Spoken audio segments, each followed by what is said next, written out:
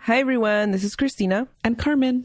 And this is another episode of Espooky Tales, the podcast for all things spooky, but also sometimes very sad, tragic, infuriating true crime stories. And that's what we're doing today, Carmen. Great. Yeah. And we are going to have a listener story, but it's going to be at the end of the episode. Before spooky recommendations after the case, we're just going to dive into this week's case. I don't know if you've heard about, and I didn't know her name for the longest time. I just heard about the case, but all the like headlines or articles that announced or talked about it all said the same thing. It was like, woman takes down cartel by herself. Do you remember seeing that? Yeah. That's who we're talking about today, that woman. Her name was Miriam Rodriguez. And again, it's very sad. It happens in Mexico. And so if you don't want to hear a very sad, tragic case, then skip this episode. Miriam Elizabeth Rodriguez Martinez was born on the 5th of February, 1960 in San Fernando, Tamaulipas, in Mexico. And everyone that knew her since childhood describes her in the same way, that she was fierce. She was a fierce, strong Mexican woman. And San Fernando was her home. It always has been. But it wasn't the place that she knew from her childhood. It changed a lot, especially, starting in the late 1990s. And I don't know if you know where San Fernando in Tamaulipas is, but I'm sure you can imagine why it changed so much, because it became a very dangerous place. It's 85 miles from Brownsville, Texas, along the U.S.-Mexico border. This made it very easy for it to become stomping grounds for cartels because of the location. It's along highways that lead directly to the U.S. It's in the desert. It's very easy to make, different smuggling roads for drugs. So it was like an ideal location for cartels. And that's what happened. By the time she was an adult, that's what it became. And she was there in San Fernando raising her 3 children who were now adults as well. Luis, Azalea, and Karen, with her husband, who was also Luis. There they had a cowboy apparel store called where's the name? I wrote it down. Rodeo Boots. Wow. That's cool. Yeah. And they've had this store for a very long time. They didn't want to leave, but many were leaving because, like I said, it was a very dangerous city by this time. It's the stomping grounds for Los Zetas, and Los Zetas control San Fernando. They were formerly, for people that don't know, Los Zetas were formerly part of a bigger cartel, the Gulf Cartel. They were the armed branch of the Gulf Cartel. And then former Mexican military members branched off and became Los Zetas. So they're trained, they're armed, and they're dangerous. Ever since they split from the Gulf Cartel, they've been feuding with, that cartel and numerous others. Yes, thank you. And I mean, again, very dangerous. Los Zetas, they need to finance their way of life. They're feuding with other cartels. So they started kidnapping innocent people for ransom, stealing, extorting local businesses, all typical cartel things. And many, many, many in this area and all over Mexico have been killed by the cartel. In 2010, a mass grave of 72 Central and South American migrants was found in San Fernando. When? Sorry? 2010. And they were possibly killed because they refused to work for Los Zetas. That was one working theory. The other one was that Los Zetas believed they were going to be recruited by the opposing cartel and killed them before that happened. But I mean, that's still 72 Central American and South American migrants. One would be too much, but 72, that's just out of this world. It's horrendous. And then in 2011, the following year, another 193 remains were found across 7 different mass graves in San Fernando, all cartel related. How many? Sorry? 193 remains across 7 different mass graves. Every time you see the numbers, I don't grasp it. It's unbelievable. And then those are the mass graves, but it's not uncommon for at least once a month for 20 people to be found in different areas. To this day, that's still the case. So many fled San Fernando because of the increasing violence, but many stayed, including Miriam and her family, except her oldest son, Luis, moved to 2 hours away. But a lot of people stayed because, this was their home. This is all they knew. And they had, thriving businesses like Miriam and her family. And then on top of the business, their own store, Miriam also occasionally did some nanny work in Brownsville, Texas. She would drive across the border to work there sometimes she'd stay like a week and then, go back home. And then her youngest daughter, Karen, and her husband would work at the store. And like I said earlier, Luis, the oldest son, had moved 2 hours away to Ciudad Victoria, hoping to escape the violence. The Rodriguez Martinez family, they were not rich, but they were okay. They were better than most in this area because of, their business and the other work Miriam was doing as a nanny. So Azalea and Luis were gone from the home, and Karen, who was 20, she was still working there, finishing college and working at the family store. And then on the evening of January 23rd, 2014, Karen was leaving Rodeo Boots. She was in the family truck, trying to merge into traffic when 2 trucks pulled up on each side of her truck, forcing her to come to a stop. Ugh.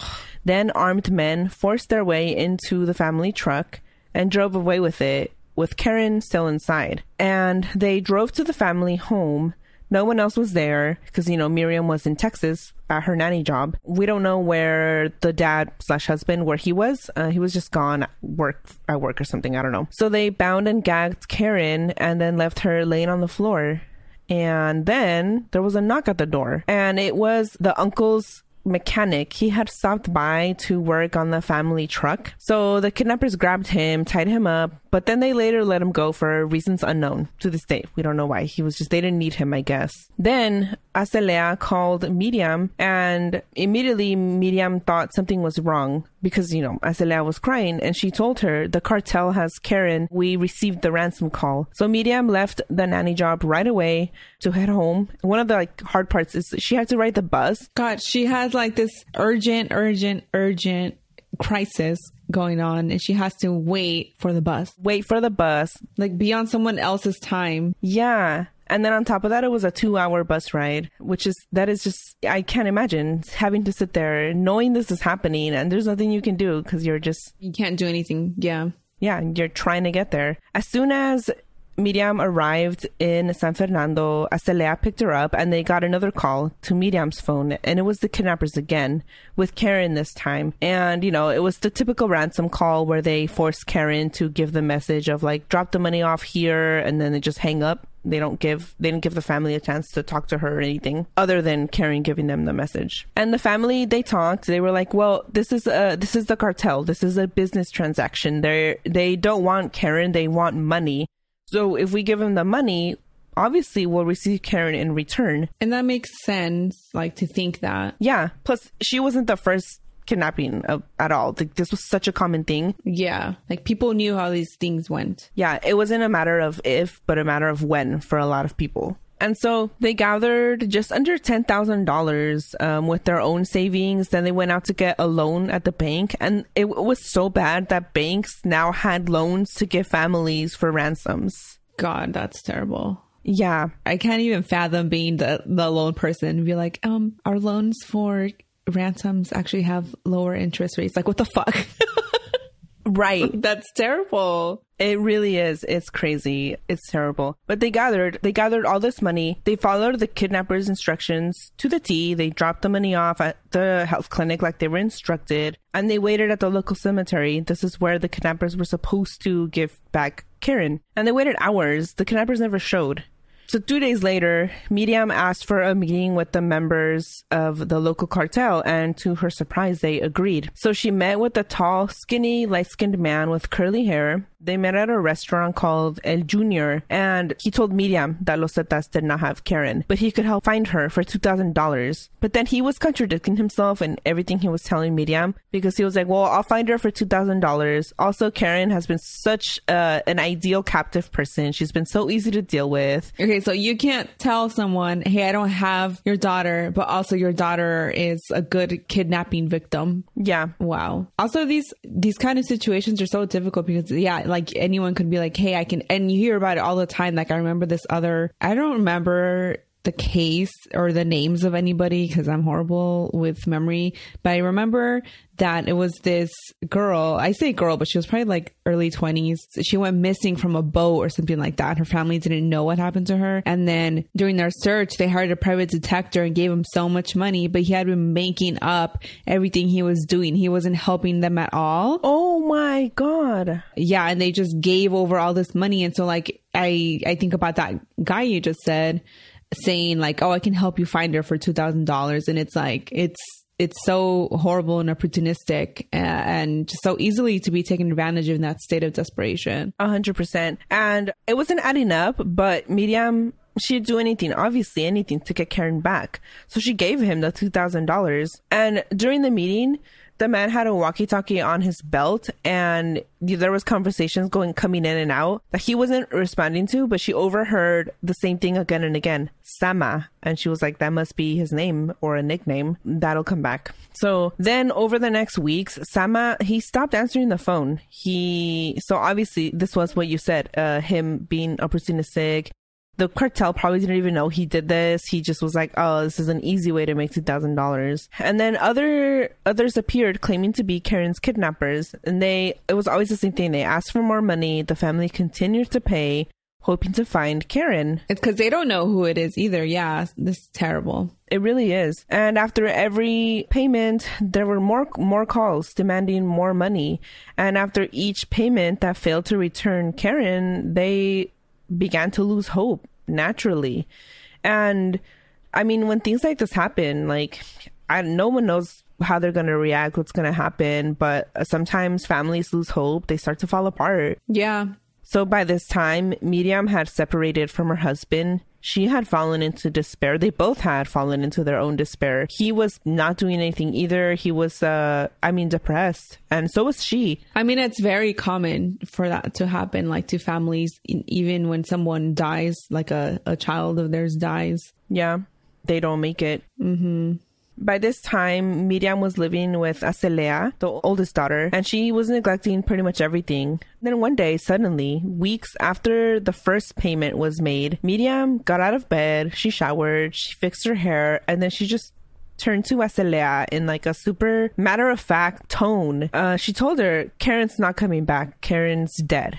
And Acelea was like, what's happening? She was confused. Then Miriam told Acelea she would not rest until she found the people that took Karen. And she vowed to hunt them down one by one until her own death. This is when Acelea understood the mother that she once knew was gone, completely gone. Any hope that Miriam maybe had felt or still had, it was not there anymore. It was now replaced with the desire to avenge her daughter. And so instead of continuing in the loss and despair like her husband, Miriam started to make a list of like people she knew that were in the cartel, people that she had seen, or because you're in these towns and names like, oh, that house in that corner. Yeah, the house in the corner belongs to so and so and he's a member of the cartel, whatever. Yeah, exactly. So she started to make a list of the things that she knew. And then thanks to the mechanic that was let go during Karen's kidnapping,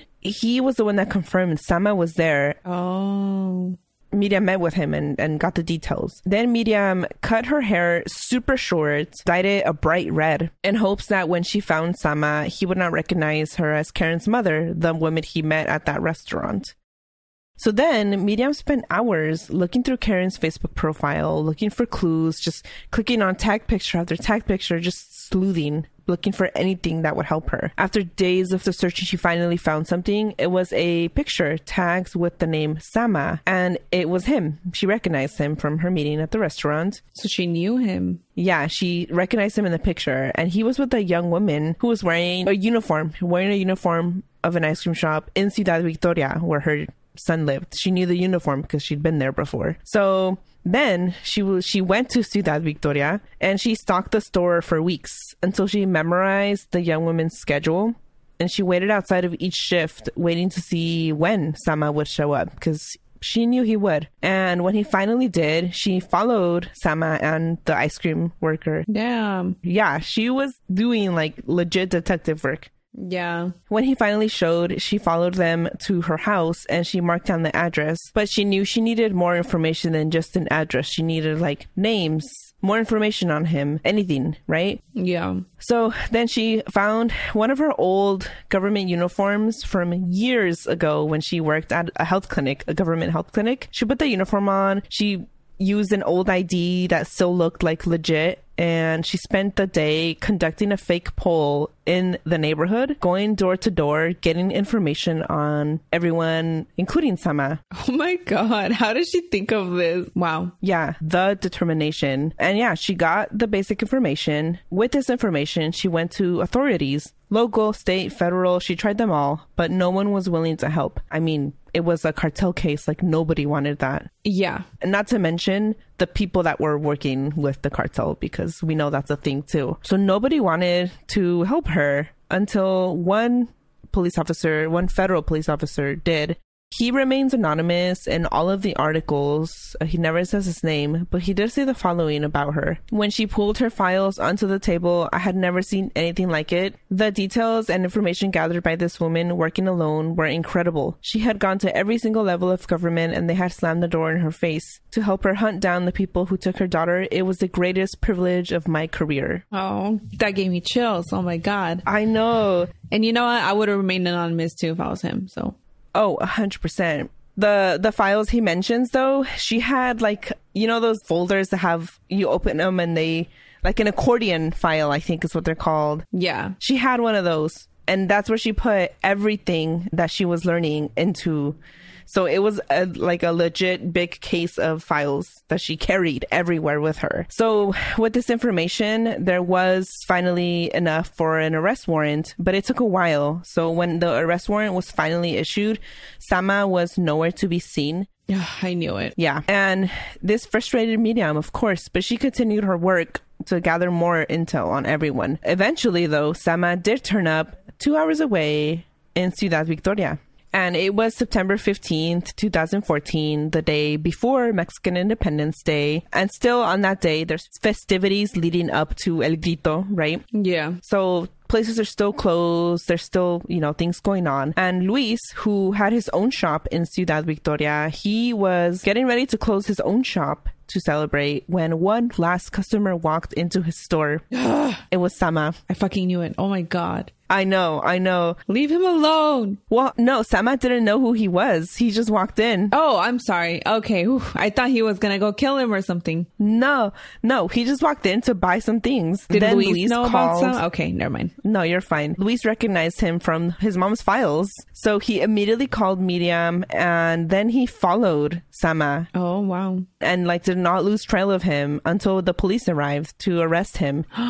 And of course, when the police arrested Sama, he was like, I have a heart condition. And he was like crying and screaming like that he couldn't be arrested. Basically being a little bitch. I have no words. But he was arrested. Good. And then he folded. He started giving names. Wow. Yeah, everything. He filled the details that Miriam was missing in her files. So arresting Sama led police to then arrest Cristian Jose Zapata Gonzalez, who had just turned 18 and was pretty young to be part of the cartel. That's young, yeah. Yeah. And so when he was picked up and being interrogated, Miriam sat outside of his interrogation room and he could hear Cristian repeatedly asking for his own mom and repeatedly saying he was hungry. And Miriam entered the room, gave Cristian her own lunch, and then went and bought him a Coke. Oh my God. Yeah. And the police were like, what are you doing? Let him suffer. Like, yeah, you know, he did this. And then Miriam told them, like, I'm still the mother and that is a child no matter what he did because she's an amazing person. She's going to make me cry. You're going to cry. I cried.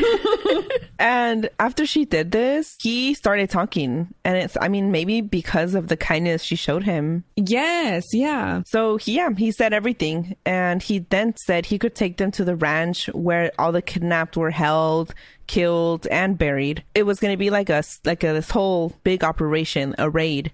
and Mexican Marines and police worked together during the raid, and they let Miriam participate, and she put on a Marine uniform. Oh my God. I mean, she did all of the front work for them, so they better let her. Right. And when they arrived at the ranch, it was like a scene out of a horror movie. There was a noose hanging from a tree. There was debris everywhere. Turns out there had been a firefight between other cartels there 10 days before this raid. And then they also went through a brief firefight.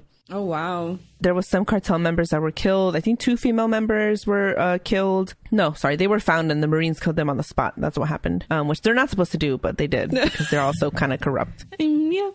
Yeah. And they found some people that were kidnapped and being held there. Sadly, Karen was not among them. And so the raid was semi-successful. I mean, they saved some people. They found some remains, but Miriam, of course, she wasn't happy because Karen wasn't there. Yeah. And as she was looking around the ranch, she found a stack of personal belongings. And among them, there was a scarf that belonged to Karen and the seat cushion Karen used when she drove the family truck.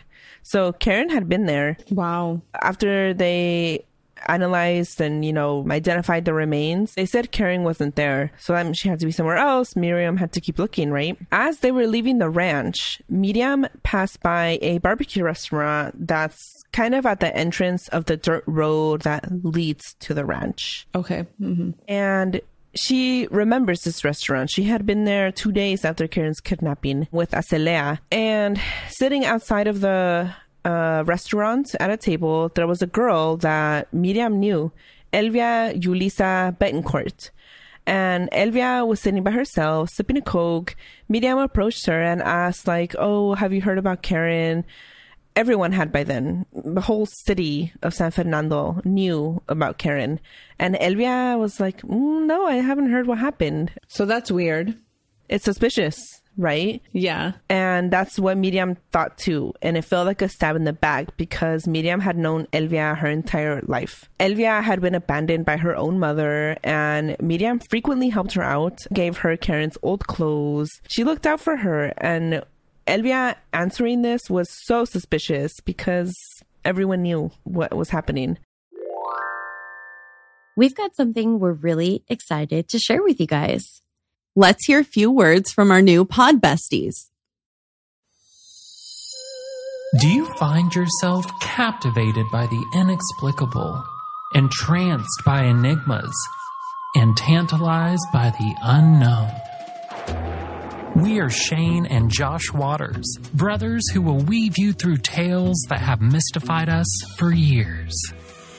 From haunted hotels to inexplicable disappearances, our episodes offer you a panoramic view of the world's greatest mysteries, leaving no stone unturned, no clue unnoticed. With a gripping narrative, we invite you to join us on a journey into realms of the unexplained. We're unraveling the mysteries that have perplexed humanity for ages. So, armchair detectives, curious minds, and seekers of the strange, it's time to put on your headphones and dim the lights. Dive into the uncanny world of the Mystery Inc. podcast and prepare for a journey into the unknown that you'll never forget. And remember, some mysteries are better left unsolved, but not unexplored. Gather round, friend, and join me by the fire. I have a secret to share. When I was a child, I lived with my grandma. She allowed me to watch unsolved mysteries. Fast forward to 2008, my freshman year of college. A series of armed robberies on campus escalated into a serial rapist's reign of terror. That's when I created my first crime podcast. In January 2014, I picked up the podcast again. From my college roommate who fell for an underage girl online, to the chilling story of a murdered nun in 1969 Baltimore, and in the Throwaway series, I share my own journey of overcoming homelessness and how that experience led me to unmask a serial killer and identify 3 of his Jane Doe victims. This is Foul Play Crime Series, where the stories are real and the truth is waiting to be discovered. Check them out, creepy people. You can find their info in our show notes. So Miriam left, and when she got home, she returned to her research. And she discovered that Elvia was romantically involved with one of the suspected kidnappers of Karen, who happened to be in prison for a completely different reason. So Miriam went to that prison, and just like she had at the ice cream shop, she waited there every day for hours because she was like, Elvia's gonna visit this guy. They're together. Like, I know it. She did this for weeks. By this time, she had also found out that one of the ransom calls for Karen came from Elvia's house. Wow. Miriam's suspicions were right. Elvia finally showed up to visit her imprisoned boyfriend. And when she did, Miriam was ready to have her arrested. Miriam just getting it done. She is. So this was 3 cartel members involved in the kidnapping of Karen arrested. She crossed 3 names out of her list. But as she continued to investigate, her list grew and changed because, you know, she was researching. Yeah. And then during all of her research, she also began to work with other families of the disappeared. They began going to her because they saw what she was doing. And what she was capable of, too. Yeah. Exactly. And it kind of reminds me of Marisela Escobedo Ortiz as well, because when she started walking every single day to the judge's offices protesting, and slowly she was joined by more and more people, like other family members with disappeared daughters, sisters, mothers, they started going to her too. And that's what happened here too. She began an organization, and this organization would grow to have 600 families in it. Wow. Which is way too much. Yeah. So, you know, she was doing this, she was doing her research, and then her research yielded another name, Enrique Joel Rubio Flores. And she learned that he had left the cartel and became a born-again Christian. So she found his hometown, traveled to it. It is 3 hours away from San Fernando. It's Aldama. And so she drove over there, and she met Enrique's grandmother at the local church. Enrique's grandmother told Miriam that Enrique had always been trouble, but he finally found God. He was attending church again. So Miriam knew, well, he's gonna show up to mass. Mm-hmm. She was right. So she started attending mass herself, waiting for him to show up. When he finally showed up, she had him arrested. And Enrique's family begged her not to do this, to have mercy. No, but Miriam, no. Yeah, exactly. That's what she said. She was like, no, where was his compassion when he took my daughter? You can't just say I'm a born-again Christian and everything you did wrong is absolved. That's not right. No. So the only way to hold him accountable is the criminal justice system, and that's what she's doing. She could have done worse. She could have killed him. Like, she could have killed all these people. Yes, exactly. Yeah. And instead she's leaving it up to the justice system, which is not always right, you know? Exactly. And so, yeah, she had him arrested. And now at this point, she's 2 years into her fight for justice for her daughter. God, 2 whole years. Yeah.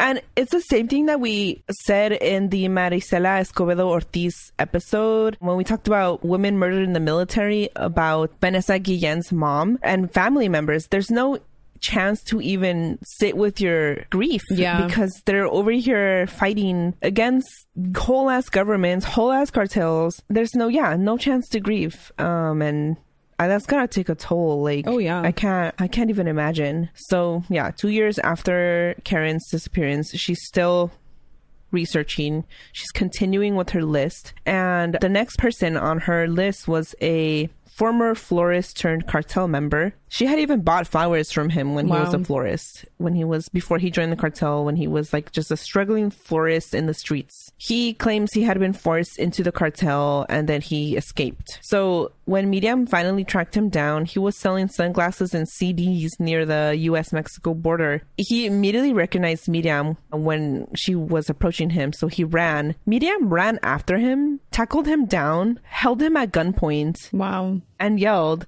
"If you move, I'll shoot." And she contacted the police, and she held him there for an hour until the police arrived and arrested him. And you know, it's sad and it's true. Things like that do happen. People are forced into the cartel. But again, he did something wrong and he has to be held accountable. So exactly. And she's doing this. Yeah, because again, she could have killed him. Yeah, no, for real. And so, yeah, she continues with her list. At this point, she's 3 years into her fight for justice. Almost 10 members, or actually by this point, 10 members that were involved with the kidnapping had been arrested by her, basically. And then it was March 22nd, 2017. There was a prison break in Ciudad Victoria. 29 prisoners had escaped by digging a tunnel. Most were members of Los Zetas, and the 10 she had imprisoned also escaped, including one of the actual killers of her daughter. Two of them, including them. One had been captured, one of the killers, but one was still at large.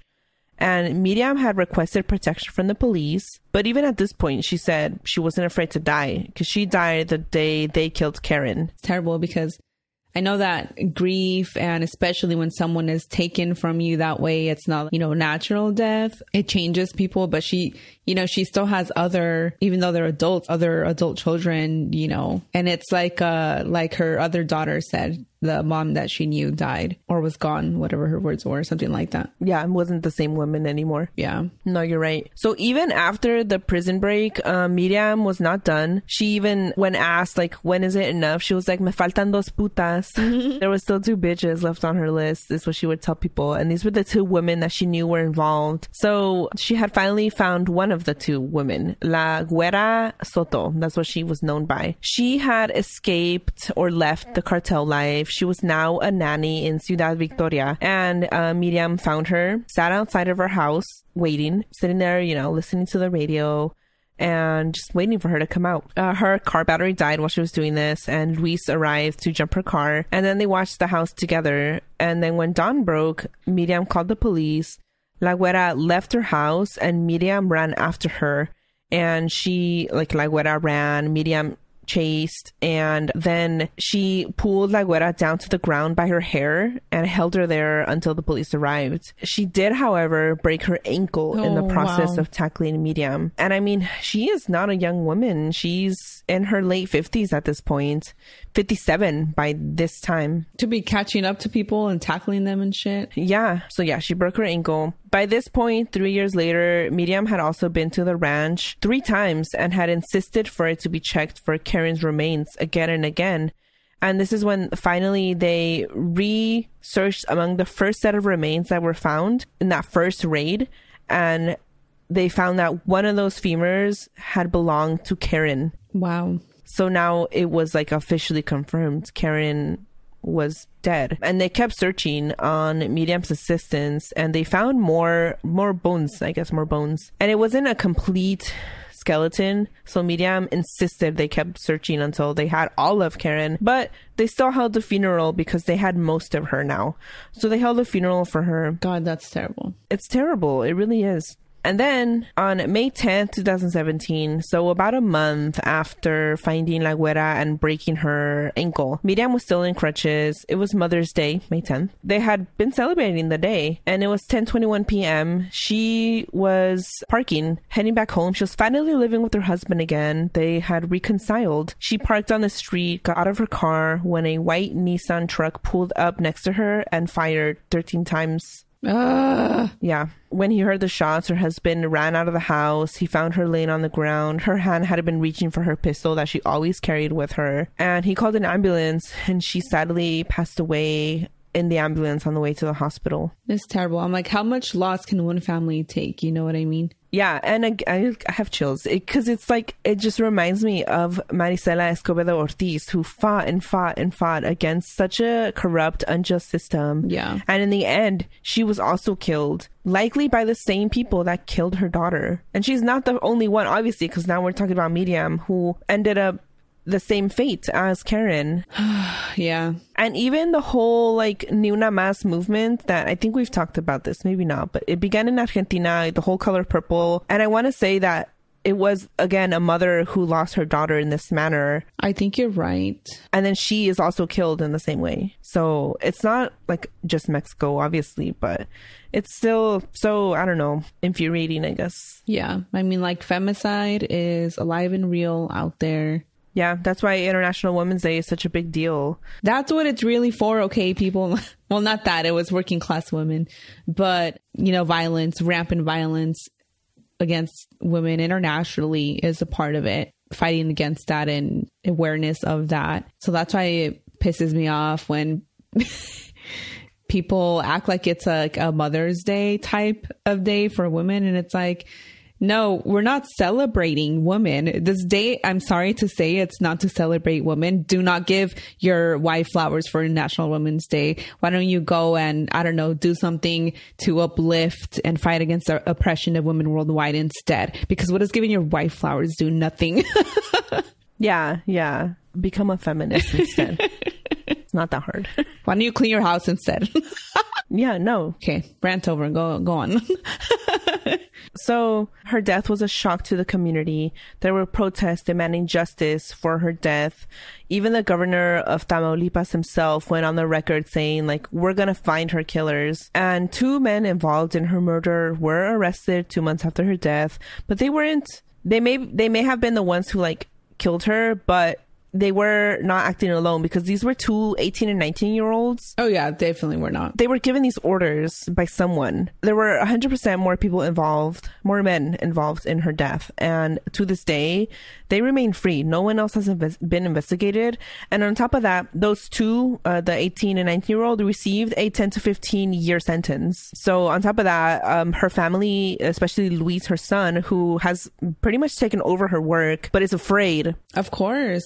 I mean, at this point, his sister, Karen, now his mother, explicitly targeted for her search and fight for justice. Yeah. He even has said this is a joke of a sentence, like 10 to 15 years for the death of his mother. And I mean, the other people involved remain at large. But yeah, he took over the group, the 600 member group of other missing, kidnapped people. But after her death, the group's activity diminished due to the fear caused by her death, because obviously it's scary. And what message are they sending? Like, you become too loud, you become too active, you say too much, we're gonna kill you. And we can get away with it. And so far they have. So yeah, the group is still there, but yeah, the activity has lessened. And in fact, it wasn't until another boy was kidnapped in the same town, San Fernando, that the group began to act again. That boy is Luciano, and the family even knew, they all knew each other. I'm gonna see when he was kidnapped, what year. Very recently, 3 years ago. Yeah, and it was like such a similar case. Trucks pulled up next to his, took him. The family paid the ransoms just like they were instructed to, and the cartel still killed him. And they were like, we're not going to do the same thing Miriam did, because like they were scared, because it was all still so fresh. Her own death was 4 or 5 years before his. Yeah. But they didn't stay quiet. They marched. They recorded a message with Luciano's mom, like asking for him back. They put it on speakers and they would drive around town. Oh my God. Playing it. I'm gonna cry. It's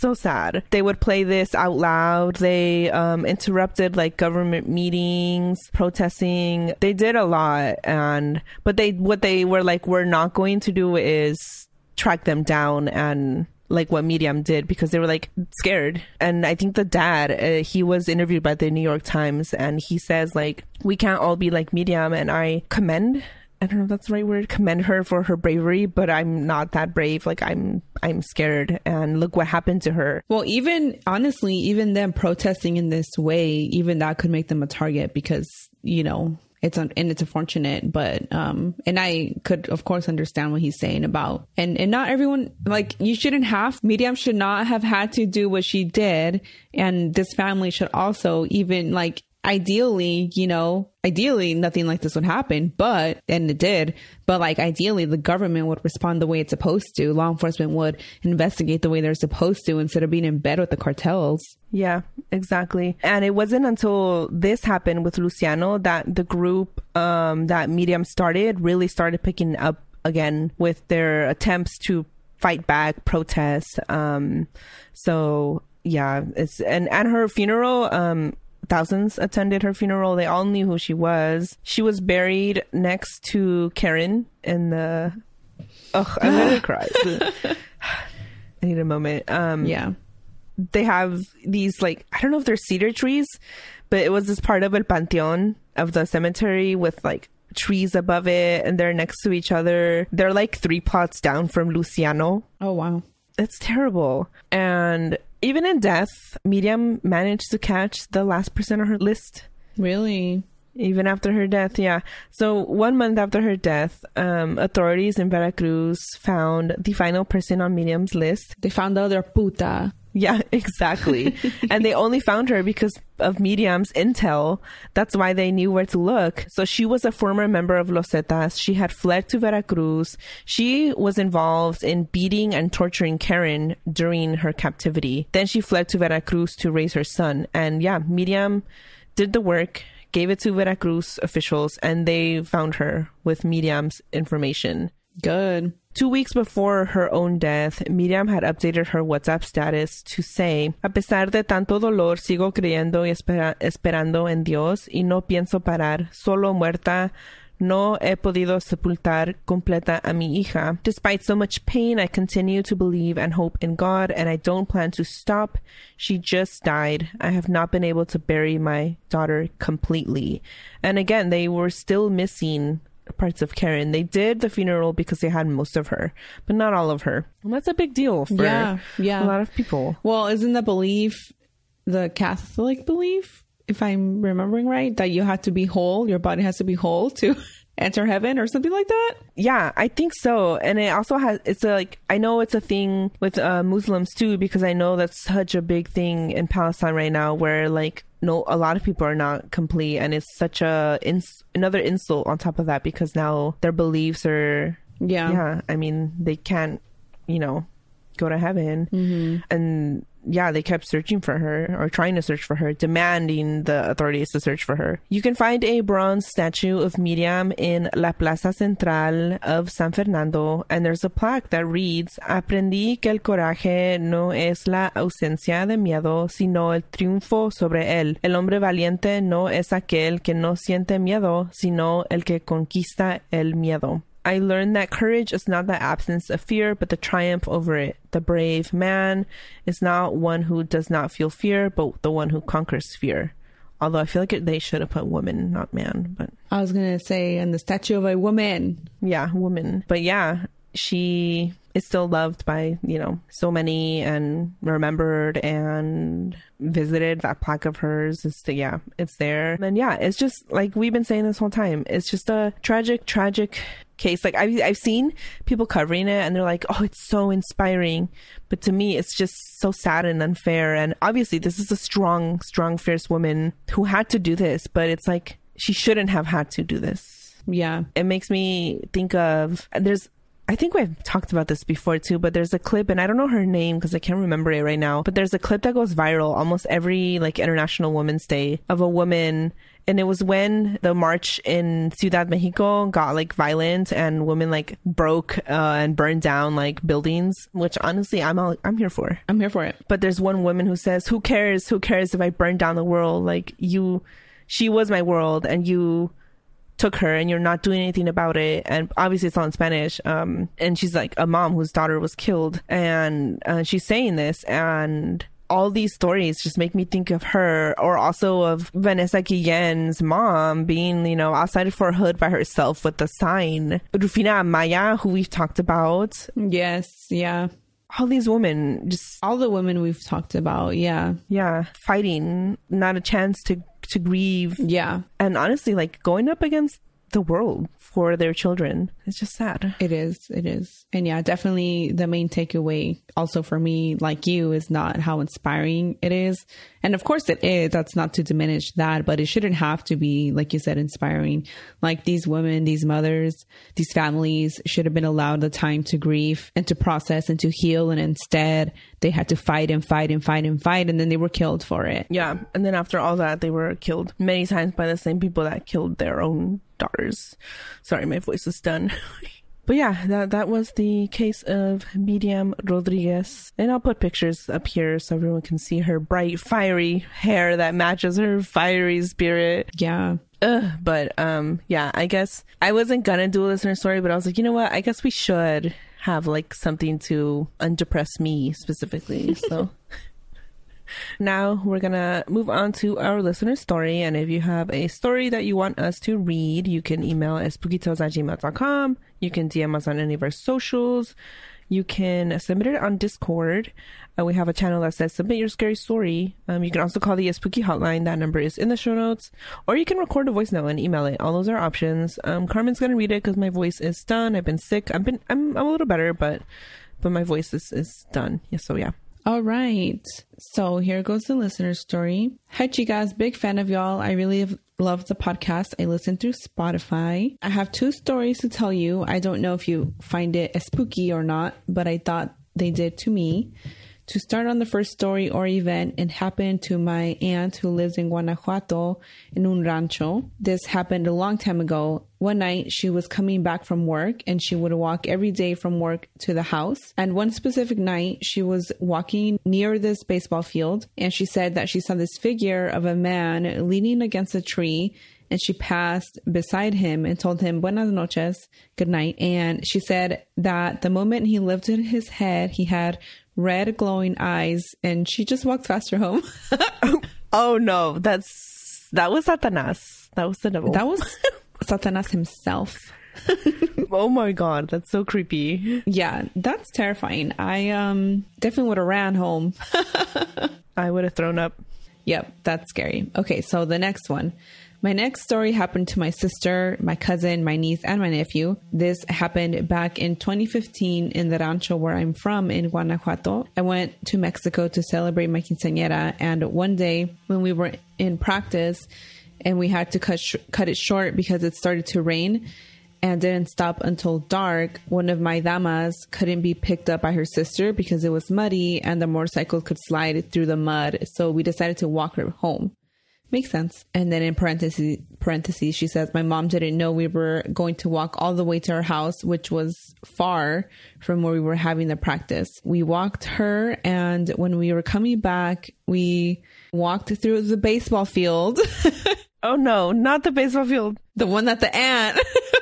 Okay, wow. And we were holding umbrellas because it started to drizzle and we started to feel like something was flying, or I don't know how to explain it, but something moved the umbrellas from our hands. And then we started hearing something far, like moving through the bushes. I just remember we were so scared that we decided to not look back, and I would have done the same. Mm-hmm. And we just ran because we just kept feeling something following us. And in our minds, we just kept saying it's nothing. And it was just some cows following us. But my cousin looked back. She saw nothing following us. And we just ran home. Till this day, I just want to keep it in my head that it was a cow following us. It was the cows. Sure. If that makes you feel better, it was a cow.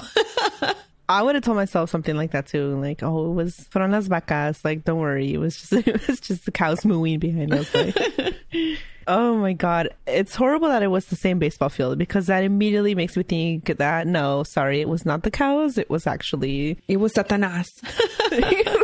Seriously. Yeah. That was creepy. Wow. Okay, well, thank you so much for your story. That was for sure spooky. Very spooky. Yeah, I got scared for sure. Yeah, me too. That's it. Don't cross baseball fields at El Rancho. And if you do, don't look back. Just run. Don't look back. And it was the cows. For sure, the cows. And yeah, stay spooky. We'll catch everyone next time. Bye.